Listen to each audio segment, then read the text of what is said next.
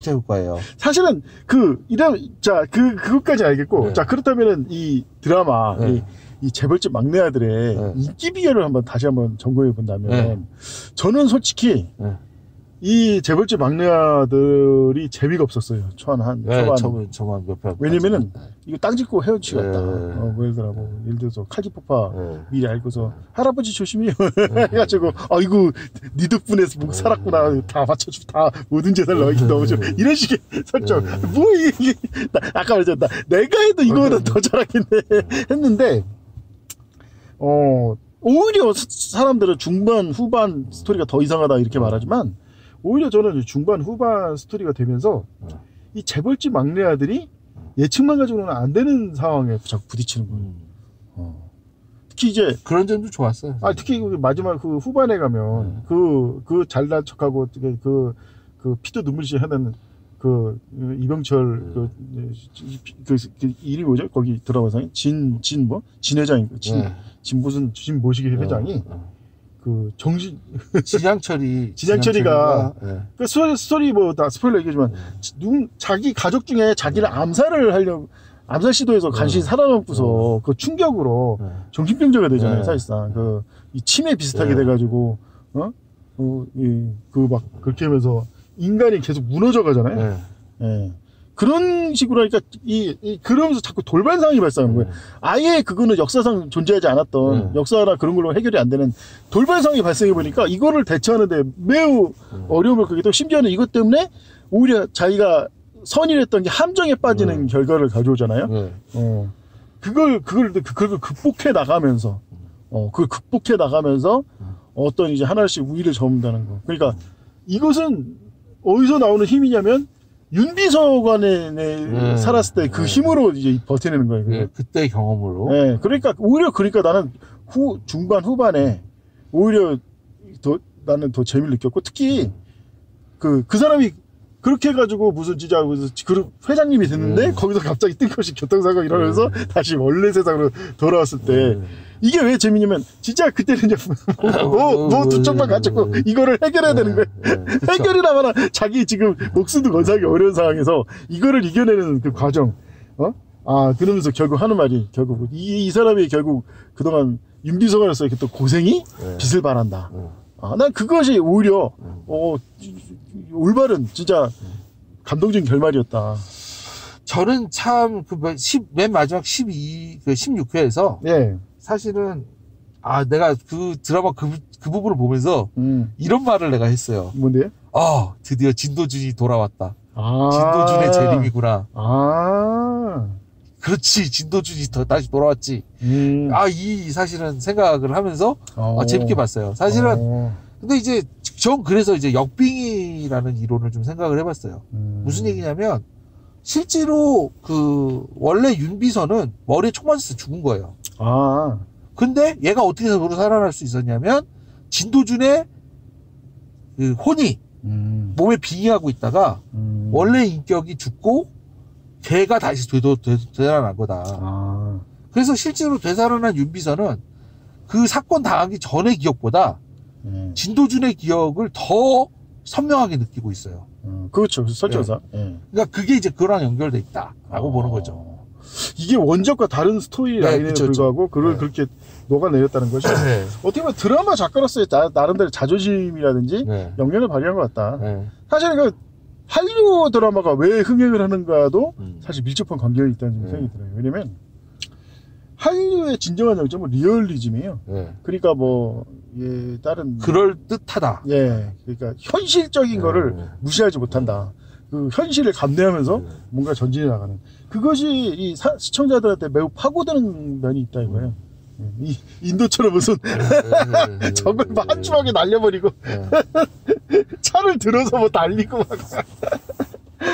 내가 재미난 얘기할게. 인도 영화하고 중국 영화를 내가 좀 비교를 해봤는데 인도 그 액션 영화 내가 액션 영화 좋아해서 액션 영화지만 중국 영화에는 상당히 많이 들어간 장면인데 인도 영화에는 아예 안 나오는 재미난 장면이 있어요. 뭐냐면 보통 무협 영화에 한정되는데 중국 영화에서는 아주 강한 적이 있으면 주인공 한 3-4명이 동시에 협격을 가해요.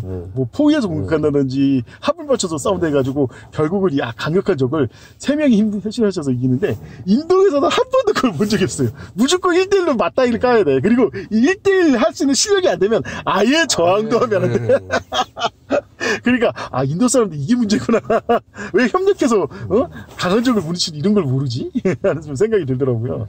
그러다 보니까 인도 사람들이 왜 인도에 불의가 많고 부패가 많냐면 아예 저항할 의지부터 상실하는 거 아니냐. 상대방을 너무 과대평가하고 이런 식으로 힘을 합쳐서 무너뜨리는 생각이 없으니까 솔직히 지배층은 진짜 한 줌밖에 안 되는 지배층이 진짜 수십억에 10억이 넘는 인구를 진짜 막 이렇게 개돼지처럼 지배하잖아요. 이 사람들도 개돼지처럼 이게 다스림을 당할 수밖에 없는 게 서로 힘을 합쳐가지고 뭘 한다기보다는 힘이 합쳐지지 않는다. 뭔가 대단한 영웅이 되기 전까지 저항할 의지조차 없는 거 아니냐.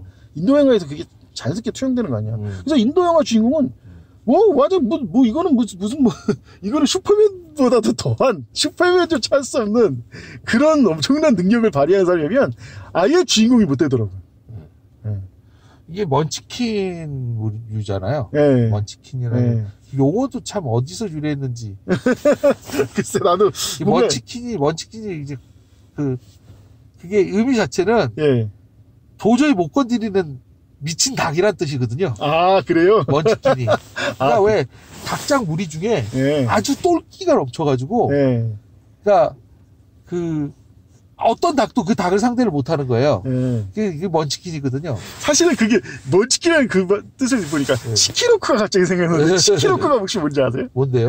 아니 예를 들어서 우리나라에서 가장 호전적인 정치인들이 하나같이 특징이 뭐냐면 다 면제자 출신들이 입만 열면 전쟁 타령하고 강성 타령하고 그러니까 한 수밖에 안 나온다는 거예요. 대표적인 게 지금 윤모시기 대통령이 대표적인 사례 아닙니까? 군대도 안 갔다 온다니 무슨 맨날 입만 열면은 무슨 강성이니 뭐니 하면서 총도 시켜서 총도 한 번 안 잡아보는 놈이.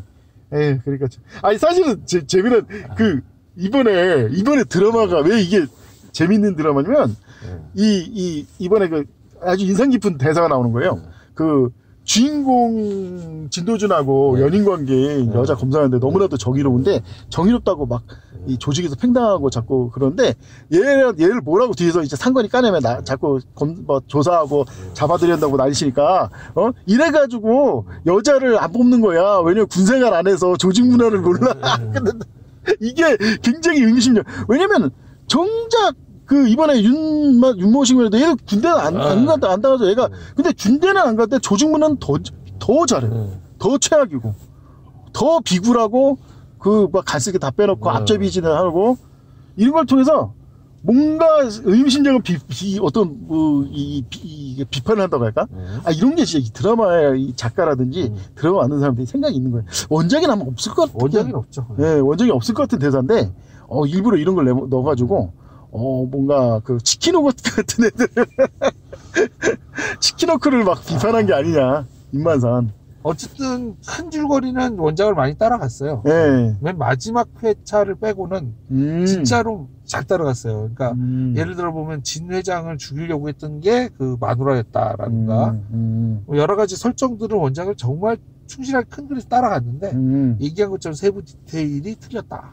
근데 그게 재미예요. 사실. 근데 저는 원작은 안 봤지만 이 드라마 작가로서 진짜 원작을 어떻게 보면 뛰어넘는, 그러니까 이제 오히려 원작을 아는 사람 입장에서는 이거 이상하다 막 하겠지만 제 생각에는 원작을 안 봐서 그렇죠. 원작을 한번 언급해도 좋겠지만 제가 보기엔 원작을 뛰어넘는, 난지 진짜 드라마가 어떤지를 잘 알고 드라마에 맞는 설정과 스토리를 만든 것 같다, 이런 생각이 좀 드네요. 어쨌든 참 재밌게 봤어요. 드라마 자체가. 근데 이제 다들 아쉬워하는 게 그거예요. 뭔데요? 시즌2가 나올 수 없다. 왜? 아쉽다. 왜 시즌2가 못 나오죠? 왜 목표는 다 달성을 했고, 지금도. 그래서 사실 재미난 게 뭐냐면 이 시즌2 안 만드는 원칙이 어디서 나온 건지 아세요? 어디서 나온 거예요? 사실 월트 디즈니가 시즌2 안 만드는 걸로 유명합니다. 아닌데? 아니요. 월트 디즈니 살아생전에. 살아생전에? 네. 월트 디즈니가 저기를 미키마우스를 만들잖아요. 근데 미키마우스가 캐릭터만 같지 스토리라인이 겹치지가 않아요. 연결돼 있지가 않아. 미키마우스 편을 보면 뭔지 알아요. 한 편으로 끝나요, 그냥. 그렇죠. 예를 들어 배를 운전하는 미키마우스 그러면 이제 배를 운전하고 끝내요. 다시 또 그거랑 연결해서 얘가 또 다시 또 배를 가지고 나온다 이런 일이 없어. 그래서 속편을 안 만드는 걸로 유명해요. 단 한편으로 모두 완결성 있는 스토리가 나와야지만이 좋은 애니메이션이라고 생각을 했다고 하더라고요. 월트 디즈니가. 무슨 얘기인지 이해는 가요. 네. 참고로 왜 월트 디즈니 얘기를 하냐면 이제 월트 디즈니 사후 이제 그 월트 디즈니 사후 100주년이 지금 다가오고 있거든요.